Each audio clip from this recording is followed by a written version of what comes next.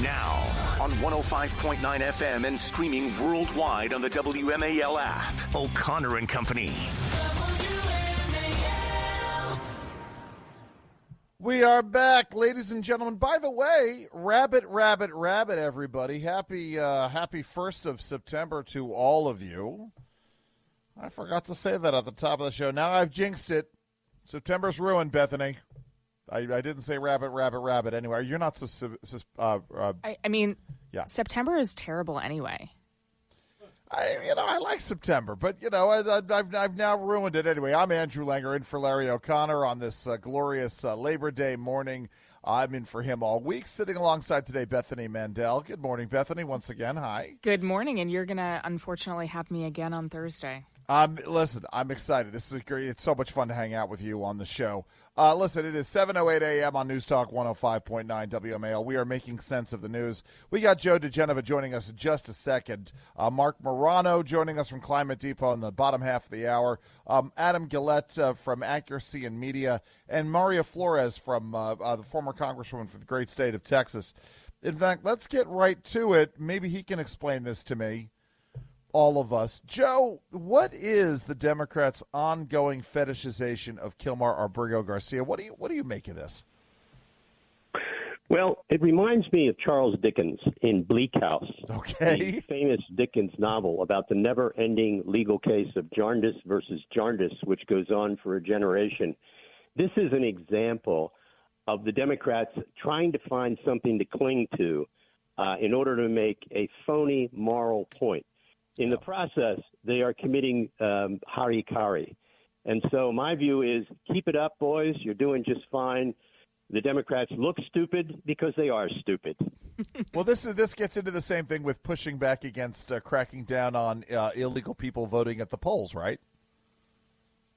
This is the hill they want to die on. Precisely, because when you look at all the laws that have been passed to increase voter security and to verify the identity of the voter, the best example is Georgia, where the Democrats claimed that this was going to interfere with voter participation, and in fact, they had the largest voter turnout after the law was passed. They had the largest minority black participation in the history of the state. But the Democrats continue to lie about the fact that identifying you as a legitimate voter is bad for democracy. You know, in all the other Western countries in the world, mail-in balloting and mail-out balloting, where they mail out ballots to everybody in a jurisdiction, everywhere in the free world is illegal. Only in America do we invite fraud by having mail-in ballots, which are the worst form of voting, the most insecure form of voting. I ran for school board here in Montgomery County, Maryland, and I was within a percentage point until those mail-in ballots started coming in, and then that percentage point blew up, and I've always been a truther about mail-in ballots, and that just solidified it for me.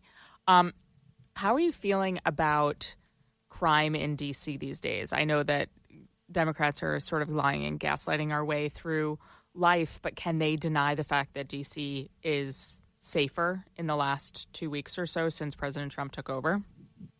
Well, Democrats can deny anything. They're very good at it. They're very good at denying reality and denying the obvious. Oh, we lost our guest. Yes, we. Sorry, go right, ahead, right when he told a good joke too. Well, there's that, but you know something, that is part of it, and part of it is purposeful, right? As we've been talking about, it's about getting folks spun up so that they are ill-informed, and some of it is just the general denial of reality, isn't it, Bethany? Yeah, no, absolutely. I mean, I sort of leading him into the question of, how is D.C. doing these days? And I can tell you anecdotally, when I got here to the WMAL station this morning here in D.C. and I got here, I normally wait in my car to be let into the building, and I just sat on a bench outside at 4 a.m. and I felt comfortable. Now, I was a little cold because this is why September is terrible because the temperature goes down. But I feel safer. It feels like a different place. I park my car in the street and I don't worry about it. There we go. So we have Joe back. Joe, tell us all what's really going on with DC crime right now. Well, the flooding the zone, when the president flooded the zone with the National Guard, federal, FBI, DEA, ATF, United States Postal Service people, when all that was done, it creates a presence. And when you have a presence, crime goes down. It is an irrefutable nostrum of law enforcement. Good that word. when you flood the zone, you win. Right. No, this is exactly it. So things are down. They want to replicate this. Again, we talk about the disconnect between what's happening on the ground and reality, and yet this is another thing that Democrats are against. They are against lowering crime. I mean, is this what's going on here? Is it, as we talk about not just flooding the zone on crime, it's flooding the zone on the exposition of the narrative of Democrats as being completely out of touch with reality. What do you think of that, Joe? Well, there isn't any doubt about it that the Democrats don't care about reality. They are attempting to create an alternate universe. Yes. They are trying to create a different world where facts and reality do not exist. That's why they deny the effectiveness of voter verification, why they deny the tremendous results in Georgia when they passed voter verification laws. The truth is the Democrats are engaged in a form of self-annihilation that is illogical, irrational. It's very difficult to analyze people when they're as crazy as the Democrats are. You try to decide how to fight them, and then you realize that the best way to fight them is to let them kill themselves, which is exactly what they're doing. So I think that we're watching that play out in Northern Virginia right now. Yes. One of the most interesting, I think, news nuggets that came out of that really racist sign that was held up against Winsome Sears, telling her, you know, if you can't share a bathroom, then we don't have to share a water fountain with you, a black woman. The founder of Black Entertainment Television, BET, he donated, I think, $50,000 or $500,000 to her campaign. But now we're also seeing that 2 school districts are suing the Department of Education to basically stay on the wrong side of the 80-20 issue of gender policies in bathrooms. What could be motivating them here? Like what? I know you said it's illogical, but I truly can't wrap my brain around it. Well, what you have, these are committed ideologues. They have come to believe that this illogical, unscientific, irrational nonsense about a boy can become a girl only by thinking it. Even though he has a penis, he can become a woman by simply saying that he is one. The illogic and the stupidity of that is self-evident. But what's missing is a slam dunk from the United States Supreme Court. They have to stop this in its tracks. They have to slam it down. They have to say things.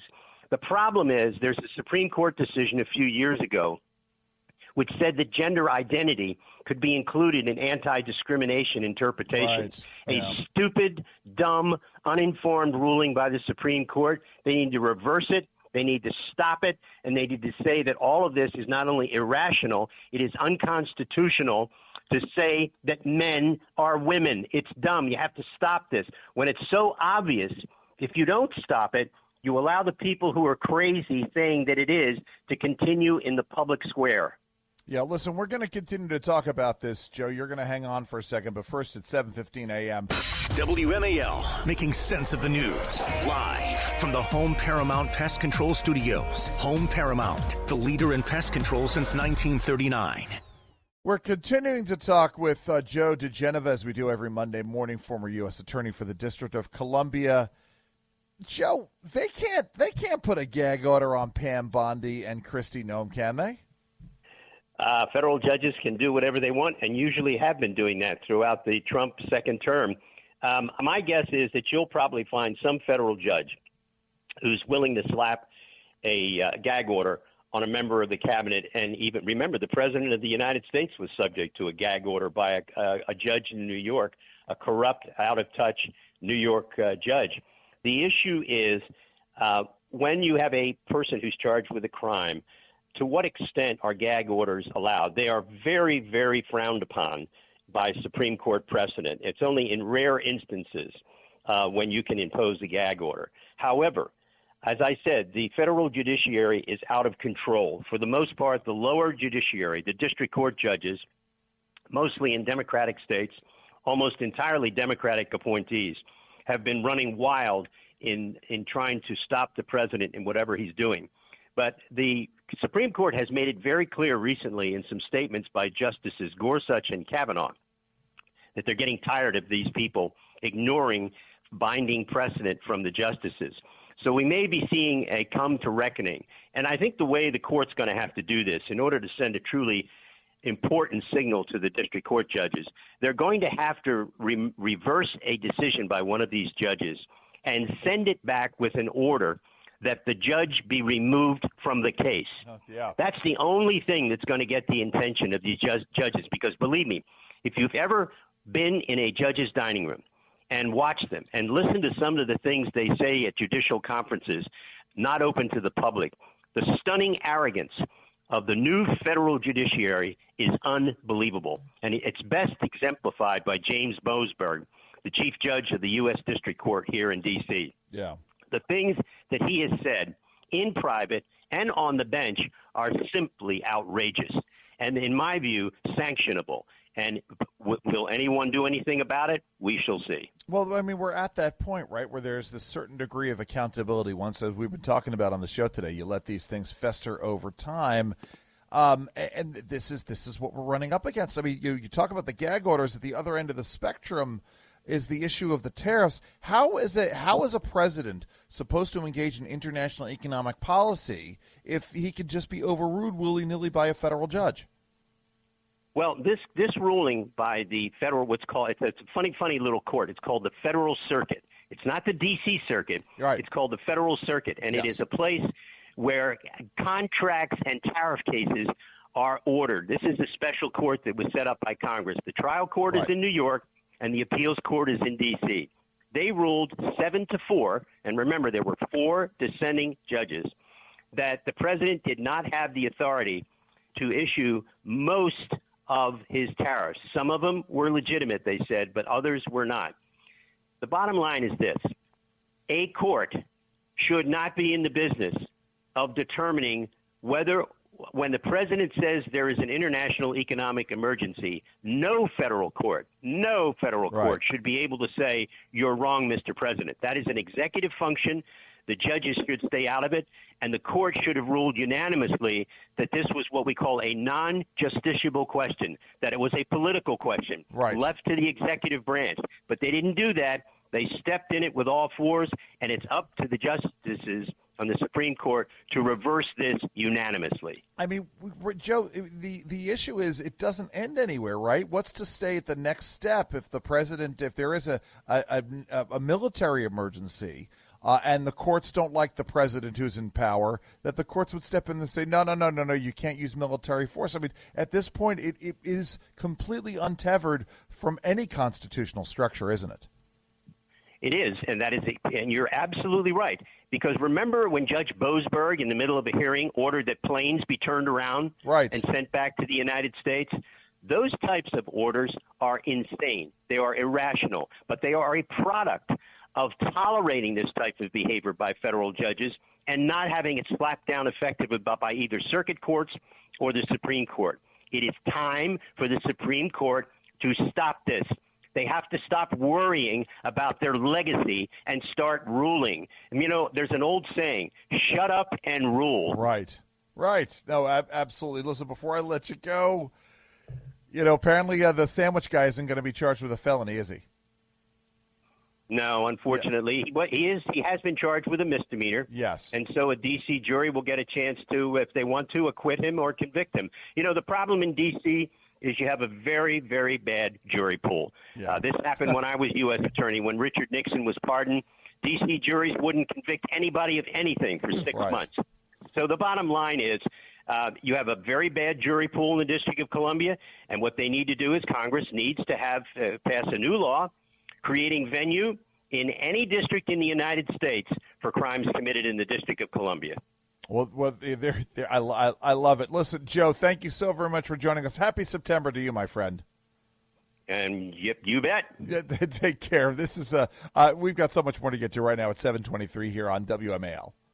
Such great news on climate policy in America. I'm so excited. We're going to be talking with Marc Morano in just a couple of minutes. Bethany, I know, is excited because we're getting rid of the start-stop switch in cars. Listen, that's all. Listen, elections matter.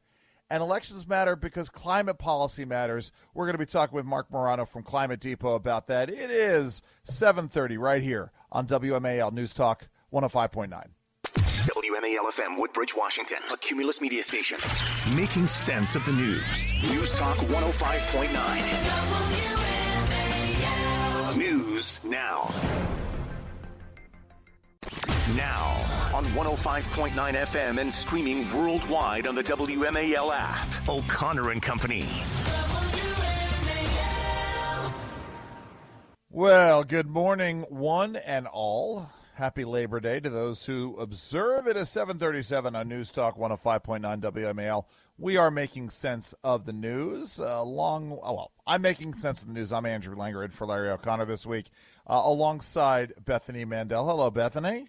Are you making sense of the news? I'm not sure. I think the jury's still out. Trying to make. Well, listen, you've only had 3 hours of sleep, so you don't get to judge who's making sense of what. Fair.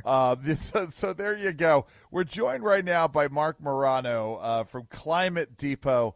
Marc, listen, I'm so excited to bring you on. There's so much good news happening in climate policy, starting with the EPA announcing that they were never mandating, but they're no longer strongly encouraging the start-stop switches in cars. I mean, listen, why isn't this getting better play? This is huge news. It is. This was a little accounting trick forced on us by the Obama-Biden administrations, forced on American consumers, that incentivized car makers to have your car's engine cut off at red lights, even in hot days when your air conditioner running, right. Cold days when your heater. And it absolutely, I've talked to so many mechanics, former GM mechanics, and they'll just tell you this is destroying motors, it's destroying starters, Bethany? Yep. Not good for the car. Not saving any gas. I mean, it was the most abomination. But anyway, yeah, this is a huge deal for people that had it. Now, not all cars were affected, but a certain, a huge vein of the recent sale cars, I say the last 5 years, have been impacted with it. Marc, let me tell you something. This is a Bethany heavy segment because she's been without a car for 3 weeks. And so I think part of it is because of this start-stop switch. But also, she hasn't noticed that gas prices are down right now because, again, she hasn't been driving. Yes. But, I mean, this is the thing that gets me. I am someone who tracks gas prices religiously. I used to keep a notebook, Bethany, this is true. I used to keep a notebook in my car. My parents would have me write down the mileage of every time I filled up. It was the way we would keep track of how well the car was doing, and I would write down the price of gas at the pump. I mean, I keep track of this. Cheapest in years, Marc. Talk about this. Yeah, we're at a 5-year low currently. Now, people will say, oh, well, this is just a market fluctuation. The corporate mainstream media is trying to write this off. Here's what they're not telling you. Right. Summer of 2025, 7 months after Donald Trump's inauguration, we have now record oil and gas production in the United States, the highest ever since George Washington was president. Now, that's a kind of an absurd analogy, but still, it's true. Since the founding of our country. And that kind of supply, oversupply, if you will, it allows the market to just sort of relax, and it's finally now trickling down to consumers. Now, the same is not true necessarily with electric bills, utility. Right. That's got other issues with AI demand, and, that's going to take a little longer to sort out. But I think that's coming because and here's the next part of this.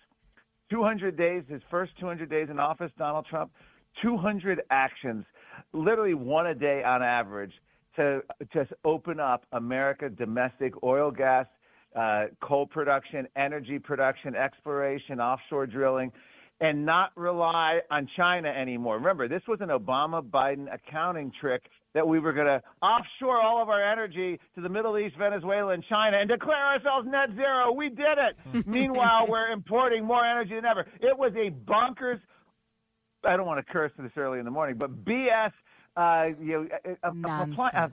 plan, and now we're fighting back on this.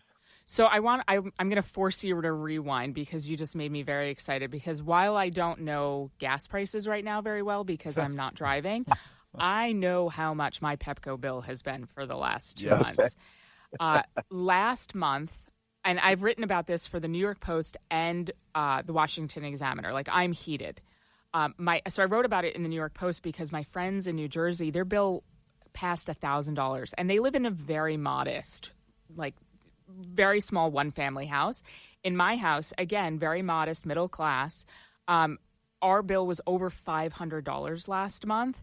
We've never even hit $4, and we hit $5 during the peak summer months. Tell me give me more information about how there's relief coming, because I live in Maryland, where they've decided to just totally decimate all of our energy sources without bringing anything online that will alleviate the pain that we're all feeling. Yeah, so when you're talking utility, okay, a couple different things happening. First of all, people like BlackRock, Larry Fink have been buying utilities. So you have this equity asset class buying them and then creating a monopoly, and a lot of this is being done to fuel AI demand. That's a problem, number one. Number two is you just hit the real thing is it's not a federal policy that directly. This is a lot of state policy and even local policy. And Maryland's going to be bad. New York's going to be bad. But even here, I live in Virginia, and my electric bill was, I think, a record for the month of August. I couldn't believe it. I think it was over 500, which I've never ever. I mean, maybe it was a crazy amount. So what's happening now is it's going to take. This is where it takes a little bit longer. I think it could be another 6 months, a year before these policies kick in, but we're also going to be battling this AI power surge. They're estimating, I think it's 10,000 single-family homes, one AI data center can use as much energy. And we're adding those in Virginia. We're adding them all over. I'm not a huge, I'm not a rah AI. We're going to win this race.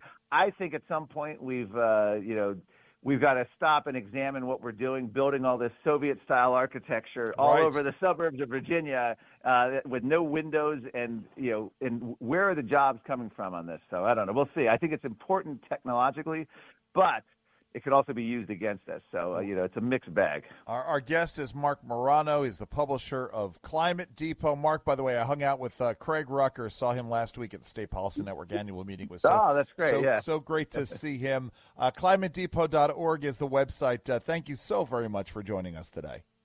All right. Thank you, Andrew. Thank you, Bethany. Listen, I always love this stuff. I'm very excited about the start-stop switch getting killed. We got more coming up. It's 7:43 on WMAL. WMAL's Vince Colonnese, weekdays at noon on 105.9 WMAL, making sense of the news.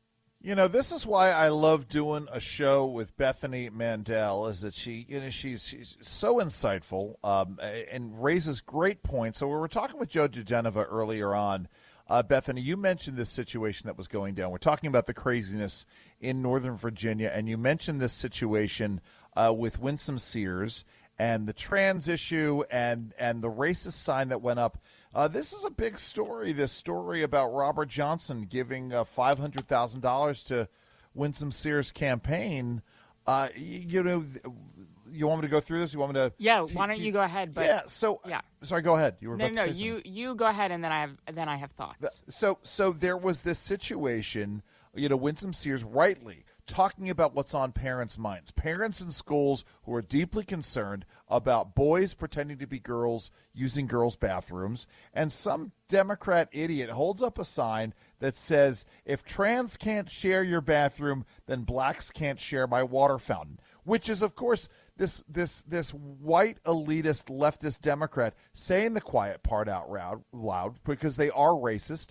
We talk about the soft bigotry of low expectations, which is part and parcel of the Democratic Party. And Robert Johnson, the founder of Black Entertainment Television, he says, something? This is appalling.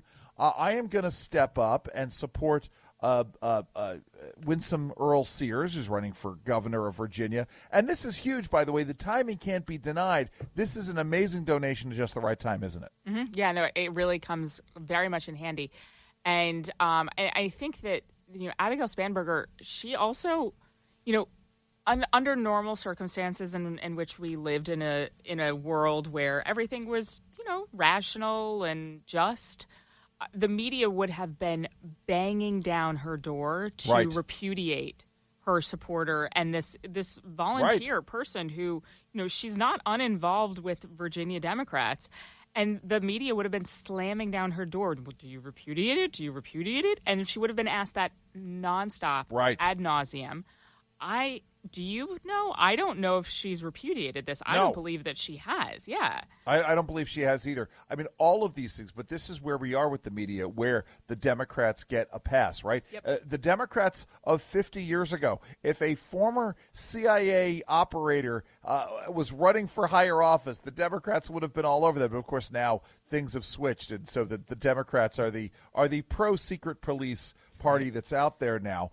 But that's exactly it. To me, we always get concerned about momentum, and there have been issues in the past with the Winsome Sears campaign, and their ability to respond. I know they've changed campaign management, but this is the right time. Early voting is starting. Holy cow! I mean, you don't live in Maryland. I think you live in Maryland. You don't live in Virginia. I think early voting is starting within the next 2 weeks. Yeah. This support, it comes at a great time. moment. Yes. I mean, what I think is behind this donation is the fact that she, when they tell you who they are, believe them. And the fact that Abigail did not repudiate this really speaks volumes, because if someone were walking around in my name and they said something this deplorable, I would come out and be like, whoa. That is not something that I want to associate myself with. Let's keep our noses clean, everybody. And she didn't do that, and I think that speaks volumes. Let me tell you something also. The thing that is called, I am a Virginia resident, and so I am getting the ads. I'm getting the ads, everywhere. And what has been driving me up the wall, we talk about the narrative. We talk about the lies that are out there. I got a text message from Abigail Spanberger's campaign about so-called rising prices. Well, we know that prices aren't really rising, certainly not the way that they were when Joe Biden was president and Abigail Spanberger was, rubber stamping every Democratic vote in Congress, literally, no independence whatsoever. But then I get this thing that says that Abigail Spanberger wants to eliminate the middleman when it comes to prescription drugs. She had plenty of time to do this. Mm-hmm. When Joe Biden was president and when she was a Democratic member of Congress, they could have done something about this, and they chose not to. Abigail Spanberger has been getting a pass, and this is the thing that I love about this race, right, is I'm not someone who plays identity politics. And what I love about the matchup between Spanberger and Winsome Sears is that it takes the issue of the first woman governor off the table, and it makes the left have to sort of say, okay, well, we've said in the past, if you don't vote for the African American in the race, that means you're a racist. Well, what are we talking about here? Well, we know that they are the racist party, aren't they, Bethany? Yeah. I'm going to eat my hat a little bit because Please. I'm right at the very end of the news story. Yes. And she did actually, Abigail Spanberger did say she condemned the sign on X as racist and abhorrent and said no matter the purpose or tone and no matter how much one might find someone else's beliefs to be objectionable, to threaten a return of Jim Crow and segregation to a black woman is unacceptable. Well, there you go. Well, okay. they could, but they should keep asking her this question. Yeah. If they were a Republican, they would keep asking her these questions all the time. Listen, it's 7:53 here on O'Connor and Company, WMAL.